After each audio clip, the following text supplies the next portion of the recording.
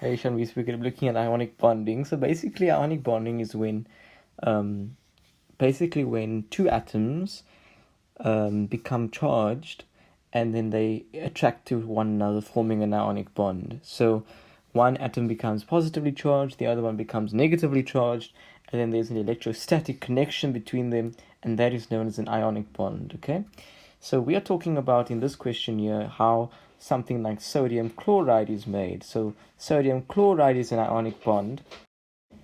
So how does sodium chloride become sodium chloride? And it starts off with sodium. So can you see that sodium has a 1 dot there? So this is the Lewis structure. And that means that sodium has one valence electron. So there's one electron in its outermost shell. And sodium wants to become an octet structure, right? That's what all atoms want to become. They want to have an octet structure. So sodium can either gain 7 electrons, which is just biologically or biochemically unfavorable. It's much easier for sodium just to lose one electron. And that's what it does. It loses one electron, so it becomes an octet structure. But because it loses one electron, it's going to become overall positive. Because remember, electrons are negative. So if you lose an electron, you're going to become positive. So you have sodium, which is positive, plus that extra electron that sodium has lost. So this electron, it was in sodium, but now it's lost that electron, and sodium has become positive. That's essentially what happens. Sodium becomes positive because it's lost that one electron. That's what this means, okay? Chloride. Chloride has 7 valence electrons. So either chloride can lose 7 electrons, which is just biochemically unfavorable, or it can gain 1 electron, and that's what it does. And in fact, the electron that chlorine gains is the same electron which sodium gives up. So sodium gives up 1 electron to become sodium plus, and then there's a free-floating electron. The electron is what is coupled with chloride to become Cl minus, because you've gained 1 electron. So there should actually be a minus here, because that means that because there's a minus here because chloride has gained 1 electron. So it completes its octet structure. It's got 8 valence electrons now, but because it's got an extra electron, it's now got more negatives than positives, so it becomes 1 negative. So chlorine negative. So now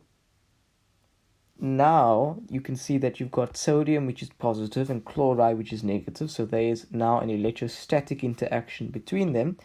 So sodium is positive, chloride is now negative, and it forms sodium chloride.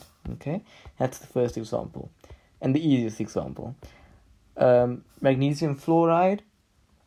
Magnesium has 2 valence electrons, so it's biochemically favorable for magnesium to lose those 2 electrons.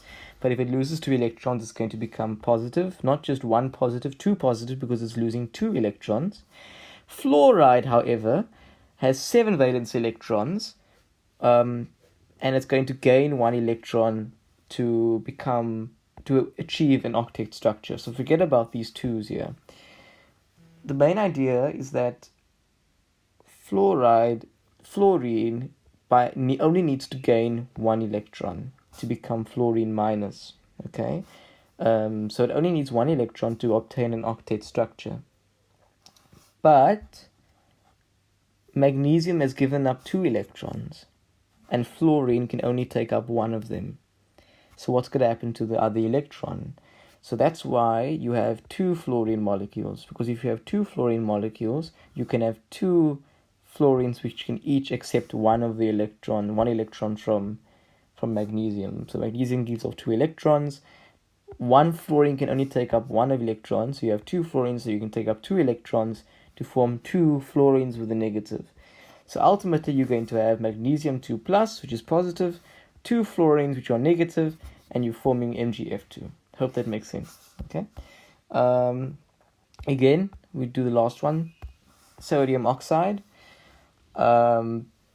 Sodium naturally wants to give up its electron to form sodium plus any electron. Oxygen has 6 valence electrons, and it doesn't want to lose 6, it's rather going to gain 2, which is why we've put 2 electrons there, but it's going to form O2 minus. The problem is that it needs 2 electrons, right, to form an octet structure because it has 6 valence electrons. But sodium only gives up 1 electron. Do you see that? So what you have to do, you have to have 2 sodium molecules, because if you have 2 sodium molecules, you're going to give up 2 electrons for oxygen, which it needs, okay?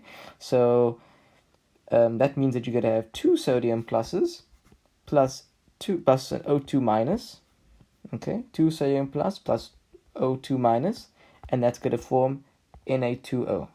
Okay, hope that makes sense.